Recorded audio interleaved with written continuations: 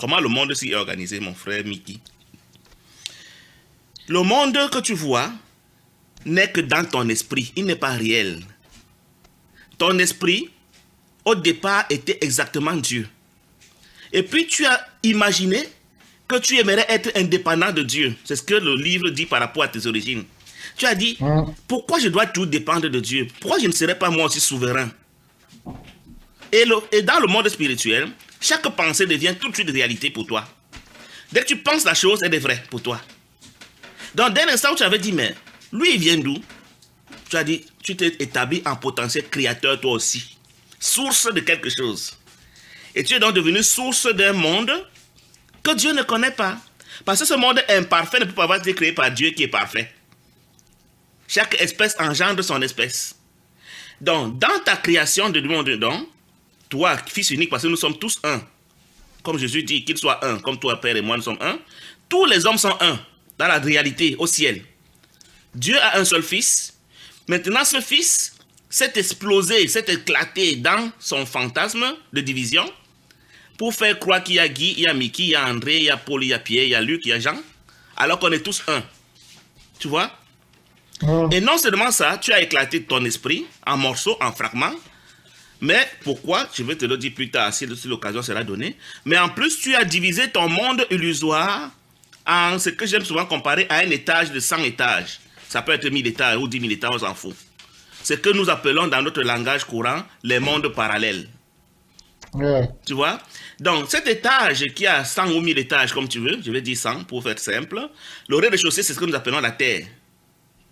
Chaque étage correspond à une dimension parallèle de l'univers. Dans chaque étage, il se joue un film. Dans ta tête, hein, dans ton esprit. Ce n'est pas réel. Dans chaque étage, il se joue un film que tu as réalisé avec l'ego, selon le livre. Le film est en train de se jouer. Et toi, tu as porté des lunettes que j'appelle la conscience de l'individualité. Quelque chose qui va te faire croire que le soleil étant unique, chaque rayon devient un rayon séparé. Donc tu te considères comme un rayon de soleil alors que tu es le soleil. C'est une image. Donc tu as porté des lunettes que j'appelle la conscience, qui te font croire que tu es une personne individuelle, séparée des autres. C'est parce que tu crois que tu es une conscience, que tu crois que tu es différent de moi, et que tu es à Paris, que moi je suis à Montréal. La vérité, c'est que nous sommes tous au ciel sans le savoir. Mais comme tu es en train de rêver comme moi, tu es donc en train de visionner ta portion du film que nous avons collectivement réalisé avec l'ego. Ta conscience, qui est dans tes lunettes, est ce qui se balade entre les différents étages de l'immeuble. Quand ta conscience regarde le rez-de-chaussée, tu crois que tu es sur la terre, tu dis que tu es vivant et que tu es en train de parler avec Guy maintenant. Le jour où ta conscience va cesser de regarder la terre pour aller regarder l'étage numéro 5, Guy va dire « Oh, Mickey est mort ». Mais en fait, Mickey s'en va juste visionner son film de l'étage numéro 5. Parce que dans chaque étage, il y a des Mickey, même pas un seul. Mais dans chaque étage, quand ta conscience vient, elle choisit. C'est un peu comme un personnage de jeu vidéo. Nous sommes des personnages de jeu vidéo et tu choisis quand tu as un visiocasque. Tu vois des personnages qui jouent le film, tu dis « Ah, c'est moi le policier là, c'est moi le médecin là, c'est moi un tel ». Donc tu as choisi un rôle et tu t'identifies à lui avec ta conscience, alors qu'en fait tu es au ciel, dans la réalité, mais tu as mis ton casque. Et tu dis, c'est moi là, Mickey, c'est ce bonhomme qui est à Paris, c'est moi. Et tout ce qu'il fait, tu dis, c'est moi. Quand il souffre, tu dis, je souffre. Quand il est content, tu dis, je suis content. Et dans le film, donc, tu as organisé ta société telle qu'elle soit apparemment réelle.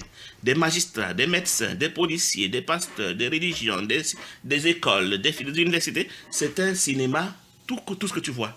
Tout ce que tu vois n'est pas réel. Nous sommes en train de jouer un film. Et dans ce film, tu as choisi ton rôle. Arrivé à l'étage 5, quand on dit que tu es mort sur la terre, que tu t'es réveillé à l'étage 5, tu vas retrouver un des Mickey là-bas, tu dis, ok, je vais jouer ici le médecin. Et après, tu vas un jour à l'étage 10, tu dis, ici, je vais jouer les mendiants. Et puis un jour, tu vas revenir sur la terre, tu dis, bon, ici, maintenant, je vais jouer les pasteurs, je dis n'importe quoi. Tu vas rester dans ce cycle des milliards et des milliards d'années, tant que tu n'as pas envie d'aimer tout le monde comme Dieu aime tout le monde. Et le jour où tu vas apprendre à aimer tout le monde sans discernement, Dieu comprendra que tu n'as plus envie de rêver, et il va te réveiller, et tu vas te retrouver au ciel, et le film va disparaître pour toi, et ce sera la fin du monde pour toi.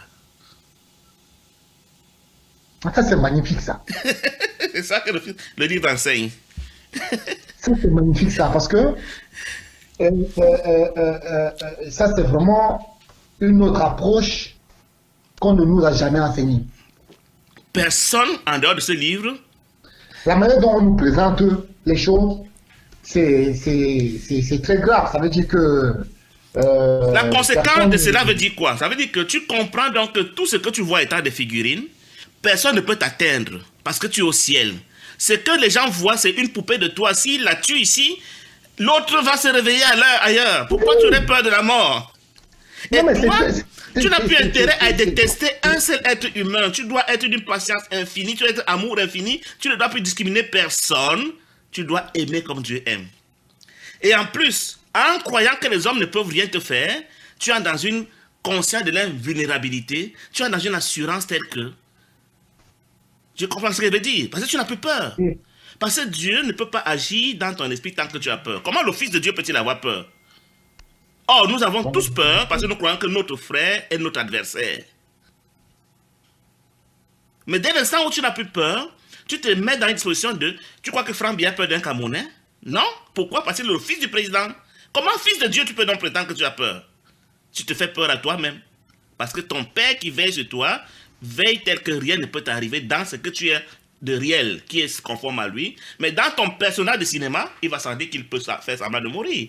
Quand l'air de l'homme meurt dans un film, il apparaît dans un autre film. Mais ça c'est clair. Ça c'est clair.